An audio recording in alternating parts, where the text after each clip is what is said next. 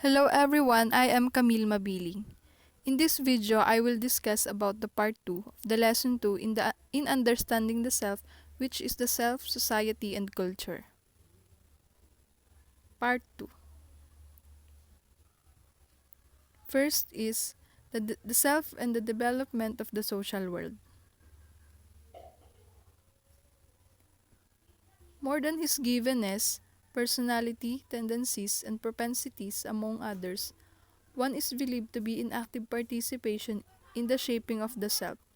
Most often, we think the human person are just passive actors in the whole process of the shaping of selves, that men and women are born with particularities that they can no longer change. Recent studies, however, indicate that men and women in their growth and development engage actively in the shaping of the self. The unending terrain of metamorphosis of self is mediated by language. Language is both a publicly shared and privately utilized symbol system is the site where the individual and the social make and remake each other.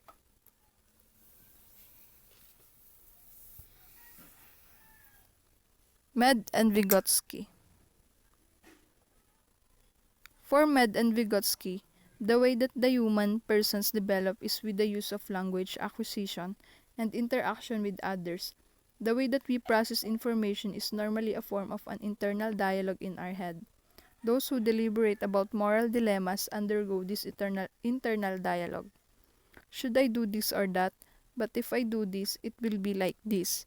Don't I want don't I want the other option?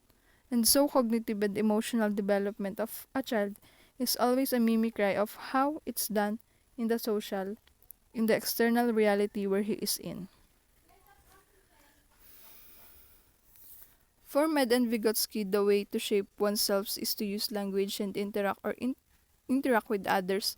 As we process information, we have internal dialogue in our brain, especially when we are in a difficult situation.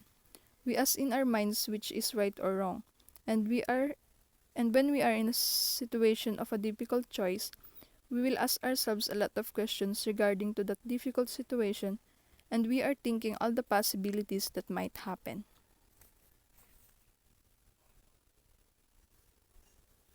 Both Vygotsky and Med treat the human mind as something that is made constituted through language as experience in the external world and thus encountered in dialogue with others. Another one here is what said about a child. For him, a child assumes that he is not himself. He assumes that he is not him. An example, he assumes that he is a superhero. He imitates what the superhero says and does. It is only then that the personality of a child is formed. And according to Vygotsky, a child's conversation with his family, caregiver, or playmate can also shape a child's self. That is, according to Med and Vygotsky, they treat a human mind as something that is shaped by language and the interaction with other people.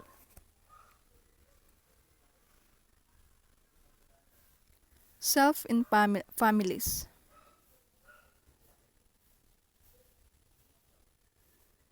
Apart from the anthropological and psychological basis for the relationship between the self and the social world, the sociological likewise struggled to understand the real connection between two concepts. In doing so, sociologists focus on the different institutions and powers at play in the society. Among these, the most prominent is the family. Here, the most important is the family. Here is the basis of the relationship of self and society.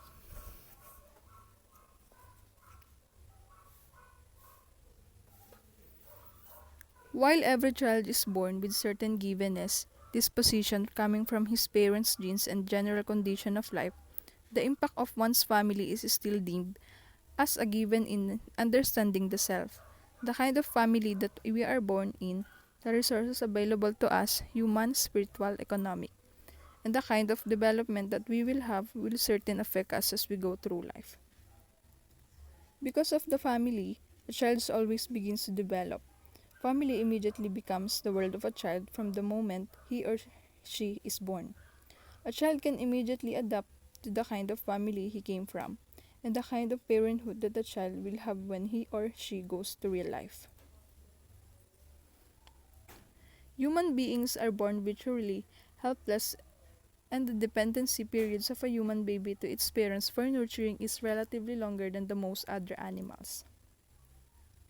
It says that we are all born unconscious in the world, and in the meantime, we depend only on our parents, and as time goes on, a child develops as a mind because of his relationship with his family, and he becomes a full-fledged human being. In trying to achieve the goal of family become fully realized, a child enters a system of relationships, most important of which is the family. Human persons learn the ways of living and therefore their selfhood by being in a family. It's what a family initiates a person to become this that serves as the basis for this person's progress.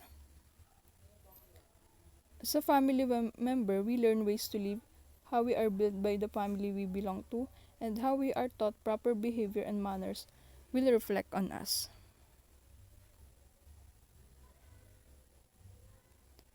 Gender and the self. Another important aspect of the self is gender. Gender is one of those loci of the self that is subject to alteration, change, and development. It is important to give one the leeway to find, express, and live his identity. One of the most important aspects of self-shaping is gender. Person's gender is what transforms and develops itself. So it is important to give freedom to find, express, and live his true identity. A person's gender needs to be personally discovered by someone without restraint. The gendered self is then shaped within a particular context of time and space. The sense of self that is being taught makes sure that an individual fits in a particular environment. This is dangerous and detrimental in the goal of truly finding oneself, self-determination, and growth of the self. Gender has to be personally discovered and asserted and not dictated by culture and society. As what I said earlier, a person's gender needs to be personally discovered by someone without restraint and should not be dictated by society or the people around him or her. That's all. Thank you.